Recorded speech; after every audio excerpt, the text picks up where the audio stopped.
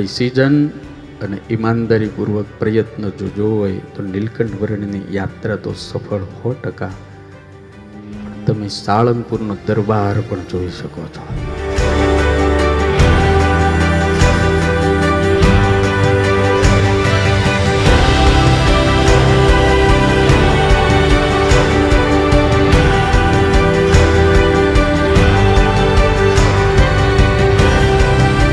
એક વિકેટનો વ્યવહાર, તમે વ્યવહાર બધાની સાથે કરતા હશો, પણ જો વિવેક ના હોય તો તમે ગમે ત્યારે હેરાન થાવ ને. હગા ભાઈ હારે પણ જે વ્યવહાર કરતો પણ વિવેક નો હોય,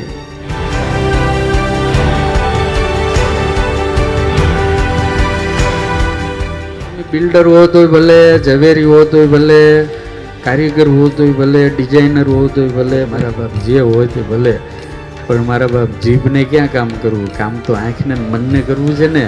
જીભ તો હાવ નવરી છે. મારા બાપ સ્વામિનારાયણ કરો તો ઉદ્ધાર થઈ જાય.